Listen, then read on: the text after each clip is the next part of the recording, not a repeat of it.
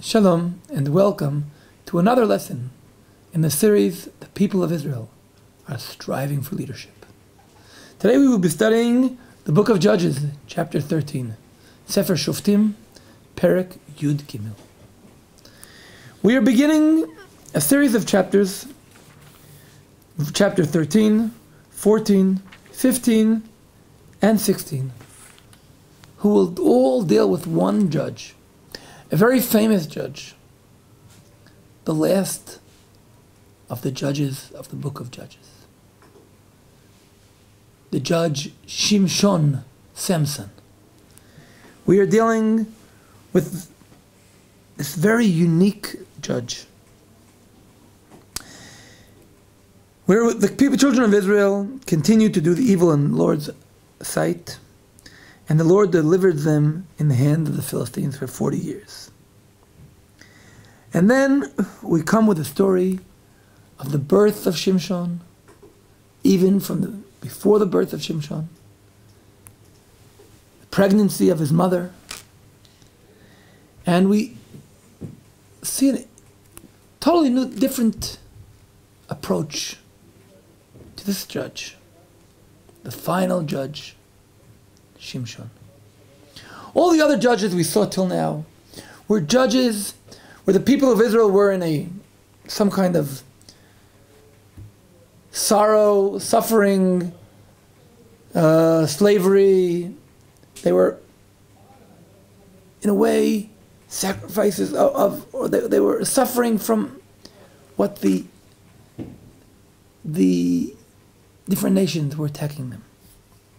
And then suddenly there's a judge whose Spirit of God is upon him and he saves the people.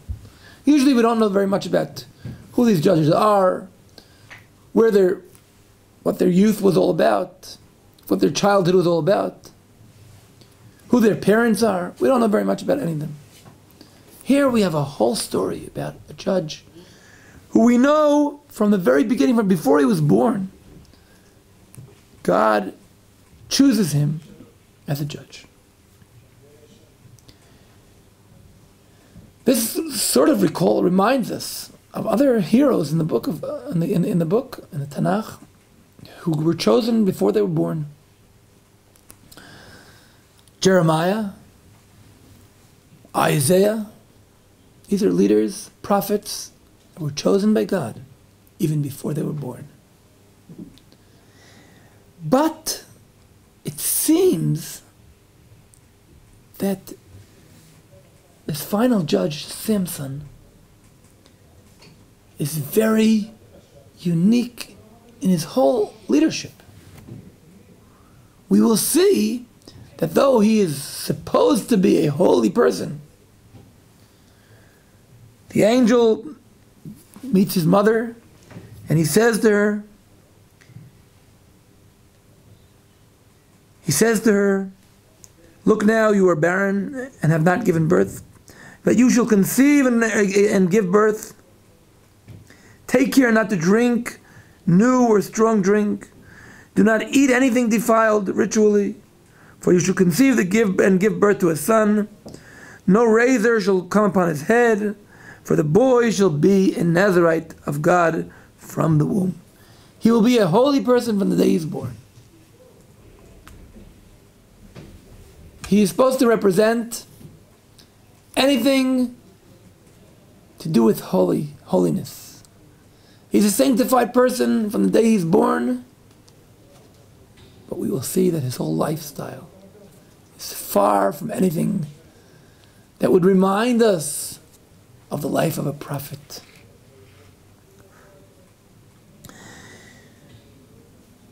The woman goes ahead and calls her husband. She says to him, "A man of Hashem came to me.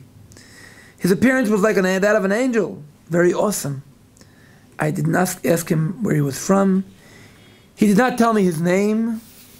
He only said to me, 'See that you will conceive and give birth to a son. So now do not drink wine or strong drink. Do not eat anything ritually defiled, for the boy shall be a Nazarite from the womb until the day of his death.'" If we compare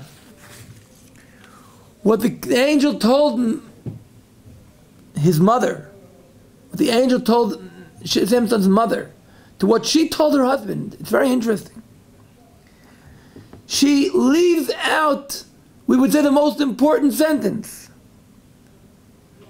If in verses 4 and 5, the angel says, take care not to drink, do not eat, no razor shall come upon his head,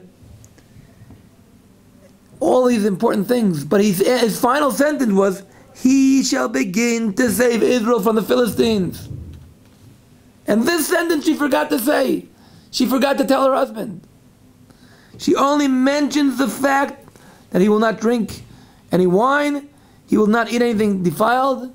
She also skips out the fact that he will not shave his head or beard or any of his hair. In her eyes, the angel tells her, listen, your son is a very special person. But the angel is telling, save your son who's a special person because he has a national need.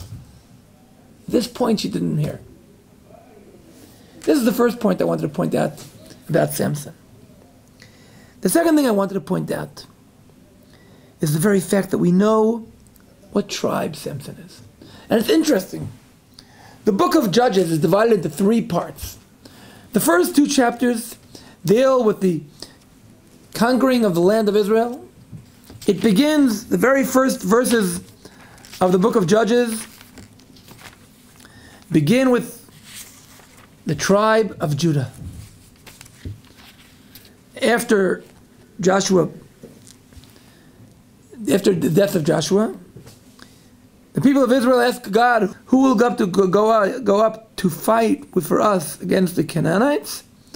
And Hashem says Yehudah should go up, the tribe of Judah. The first story in the book of Judges refers to the tribe of Judah. The final story in this first part refers to the last tribe who did not manage to conquer the land. Verse 34 of chapter 1, the Amorites were determined and they forced the descendants of Dan into the hills. So it begins with Judah, concludes with Dan. The second part of the book, starting chapter 3, all the way through the end of chapter 16, deals with the judges. The first judge is Othniel ben Knaz from the tribe of Judah. The last judge from the tribe of Dan.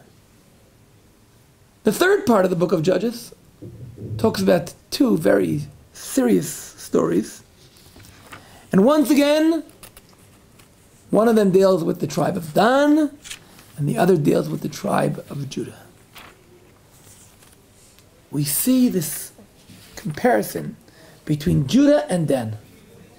Already it begins in the book of Numbers. The first tribe who were meant to be the leaders of the people of Israel. The first tribes around the tabernacle, the first tribe while they were the journey in the desert was Judah. The final tribe was Dan. Dan was the final tribe in throughout the entire book of Numbers. He is what is called Me'asef Lechol HaMachanot.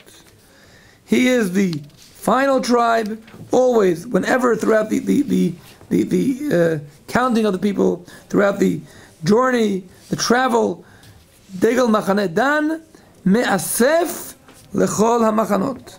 La'achrona, they shall travel last. They are the final tribe. Judah and Dan. Interesting. We will talk about it later during the story of Samson. When Jacob calls the children of Judah, he says, Gur Aryeh Yehudah. The people of Israel, of Judah, are like a lion. I'm talking about towards the end of the book of Genesis, when in chapter 49, when Jacob calls his children and he blesses Judah and he says, Gur Aryeh Yehudah, verse 9 of chapter 49. Yehudah is a lion cub. Moses, towards the end of the Torah, refers to Dan as a lion. So we have a comparison between these two tribes. Samson is from the tribe of Dan. Dan is that tribe that did not manage to find to settle in the land of Israel. Dan is the tribe that its judge, as we will see, though God chooses him as a unique person, but he never judges the people. He never has people following him. God does every kind of effort to try to bring up Dan. But we see that the people of Dan missed out the point of the need of a leadership. What Dan can do, and what Dan knows to do, and we will see that in the story of Samson, is the tactics of tricking the enemy. We can say that as we mentioned to Jacob, when Jacob refers to Dan, he says, Dan will be a snake. Yehi Dan nachash shefifon ale orach. What can Dan do? He can, when you have a snake against a horse, the horse can easily beat the snake. But when the snake bites the heel of the horse, that's when he can win. And this is what Jacob says, for you, Dan will be a serpent on the way, a viper on the path, who bites the heel of the horse. Dan does not have a nation behind him. And this is what the story of the book of Judges is trying to say. Dan, one of the tribes, or I would say the deepest of the crisis of the book of Judges is the story of Dan. He doesn't manage to settle in the land.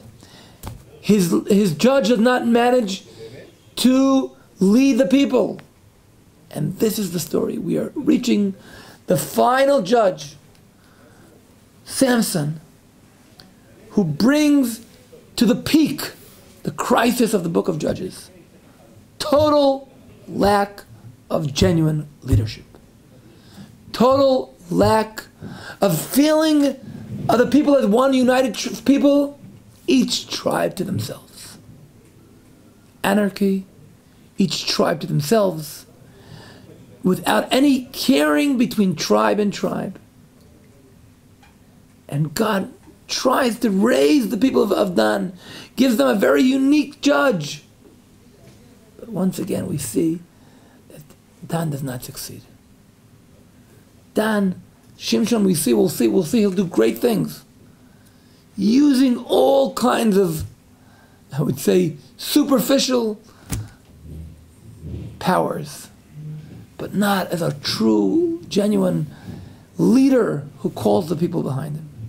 And here we reach the peak of the crisis of the book of Judges. The people of Israel are striving for leadership. Shalom.